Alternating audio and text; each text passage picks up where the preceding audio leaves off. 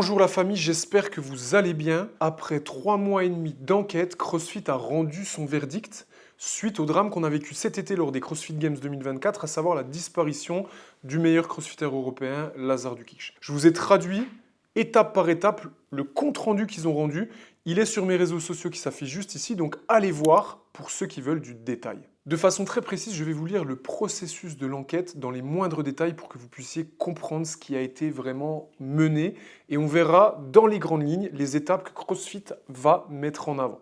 La perte de Lazar Dukic a été dévastatrice et pèse lourdement sur chacun d'entre nous. Lazar n'était pas seulement un compétiteur, il était un membre cher de notre communauté, un ami pour beaucoup et un modèle de persévérance et de passion. Premier point, le processus d'enquête. À la suite immédiate des CrossFit Games 2024 en août, CrossFit a mandaté une équipe d'enquêteurs indépendants pour examiner les faits entourant le décès de Lazar Dukic le 8 août 2024 lors de l'épreuve individuelle numéro 1.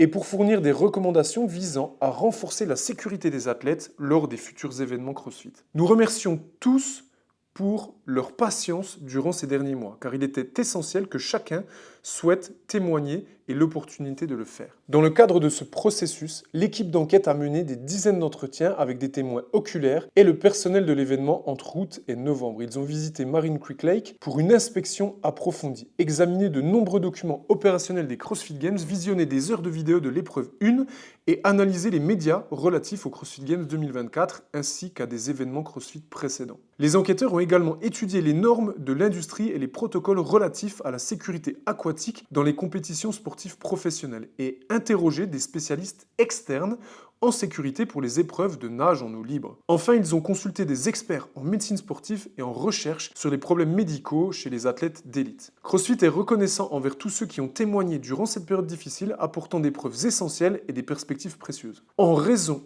de considérations légales et de confidentialité, un rapport complet ne sera pas publié. On a pu pendant cette petite introduction voir des images de ce crossfitter exceptionnel et ce qu'on doit retenir du processus d'enquête, c'est que de la façon dont il communique, ça a l'air hyper complet. Ça a l'air très détaillé, ils ont visionné des heures de vidéos, etc., etc. Donc on voit, en tout cas moi la sensation quand je dis ça, c'est que c'est très complet. Mais ils vont pas le publier. Donc ça veut dire que finalement ça reste très subjectif. Parce que je peux vous dire ce que je veux. Je ne les accuse pas. Je dis juste qu'aujourd'hui, ils ont fait le choix de ne pas publier, de ne pas rendre plus public que ça cette affaire, qui malgré tout a bouleversé la communauté, et c'est aussi pour ça qu'on a un sujet vidéo là-dessus.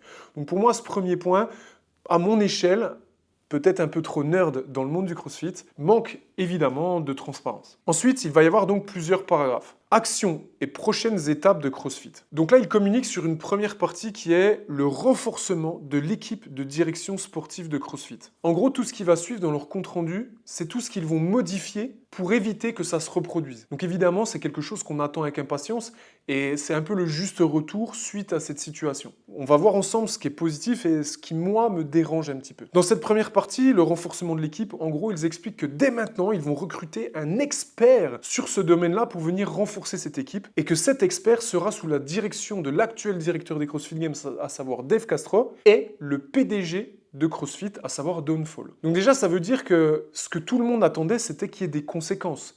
Est-ce qu'il va y avoir des problématiques avec des postes qui sont licenciés? Qui va endosser la responsabilité de ce rôle-là? Et là, on ne le saura pas. Dès le départ, ils expliquent qu'ils vont recruter quelqu'un pour éviter que ça se repasse, et c'est très bien. Mais il n'y a pas de conséquences directes sur les emplois qui pouvaient être menacés. Et je vous rappelle qu'il y avait une très grosse partie de la communauté américaine qui demandait, je ne peux pas vous dire les proportions exactes, mais qui demandait qu'il y ait des conséquences. Et ces conséquences, dans les grandes lignes, devaient être plus ou moins rendues après l'enquête. Deuxième partie, la création d'un conseil consultatif sur la sécurité des CrossFit Games. Donc l'idée pour eux, c'est de créer un conseil à part entière avec des médecins, des personnes professionnelles externes de l'activité et évidemment aussi quelques athlètes qui vont pouvoir tester les épreuves, essayer des choses et puis venir régulièrement pour qu'il y ait encore plus de phases de test. Finalement, c'est quelque chose qui était déjà fait, qui était déjà censé être fait. Donc ce qu'on comprend, c'est qu'ils vont juste faire ce qu'ils faisaient déjà en essayant, d'après leurs propos, de le faire mieux. Point numéro 3, qui est très important, suspension des épreuves de natation en eau libre. Là, ce qu'on voit finalement, c'est qu'ils décident de ne plus faire pendant les CrossFit Games d'épreuves de natation en eau libre et que toutes les épreuves de nage qui seront existantes pour la suite de l'aventure CrossFit Games se dérouleront en bassin, donc en piscine. Pour un univers qui évidemment est plus safe, plus sécurisé, la température de l'eau est contrôlée, on voit clair à travers l'eau, etc. Moi, je suis pas très content de cette annonce. Je vous donne mon ressenti. Vous pouvez en avoir un autre. Si vous en avez un autre, d'ailleurs, n'hésitez pas à mettre un commentaire. Si vous voulez, il y a des drames en triathlon.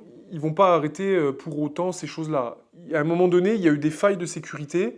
Il faut répondre à ça. Il y a eu des grosses problématiques liées à leur organisation. Je vois pas pourquoi on devrait supprimer quelque chose qui fonctionne depuis la nuit des temps et qui était quand même vachement stylé pour les compétences des athlètes. Encore une fois, c'est que mon avis. C'est pas parce qu'on va passer de l'eau libre à la piscine que ça va changer le niveau de fitness des gens. Évidemment que non. Néanmoins, le CrossFit, ça se veut fonctionnel, sport varié à haute intensité, donc on va un peu en outdoor, on teste des choses exotiques et super stylées. Donc je trouve ça un peu dommage, c'est un petit peu comme si on s'avouait vaincu sur ce point-là. Point numéro 4, renforcement des répétitions, des protocoles de communication et des ressources d'urgence.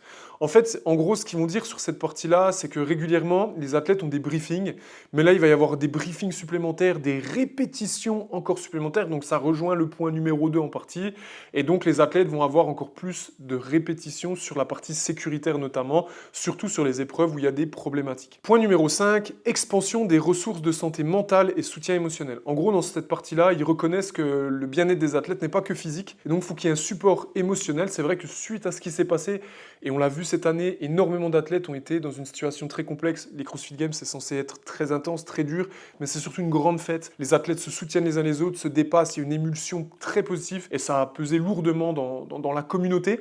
Donc ils vont mettre tout le temps et régulièrement lors de ces épreuves des spécialistes pour soutenir mentalement les athlètes. Point numéro 6, et non des moindres, création d'un conseil athlète CrossFit.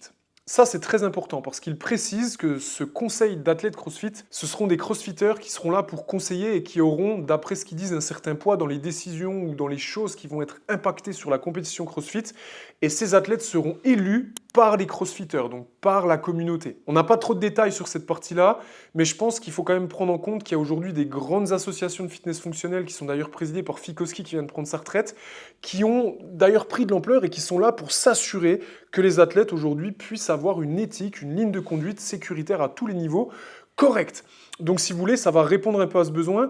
Maintenant, j'ai du mal à les voir faire rentrer ces gens-là parce qu'on sentait qu'il y avait quand même un petit peu le conflit, tu vois. C'est un peu comme ta société, la CGT, quoi, tu vois. T'avais un peu cette sensation-là, donc moi je trouve ça génial. Est-ce qu'ils vont le faire, est-ce qu'ils vont pas le faire? Je vais quand même vous lire en détail la conclusion qu'ils ont menée et après je vais vous donner mon ressenti. En conclusion, ces changements reflètent l'engagement continu de CrossFit envers la sécurité. Nous sommes convaincus que ces ajustements renforceront notre capacité à répondre efficacement dans toutes les situations et garantiront un environnement plus sûr pour tous les participants.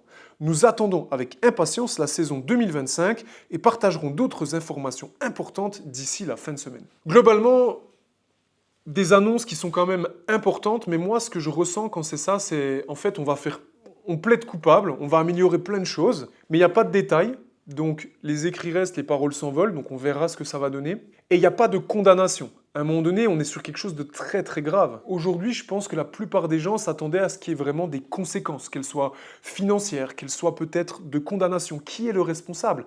On a édité quelque chose, quel est le verdict de l'enquête? Moi, personnellement, j'ai été très touché par cette chose-là, et je pense que c'est très important pour pouvoir aller de l'avant, qu'on sache vraiment, ok, qui devait gérer ça? Qui a fauté, quelles conséquences. Et ça manque un petit peu. L'autre point aujourd'hui que je trouve un petit peu bizarre, entre guillemets, c'est que les CrossFit Games cherchent à tirer du budget parce que c'est assez déficitaire. Ils avaient un peu des problématiques financières.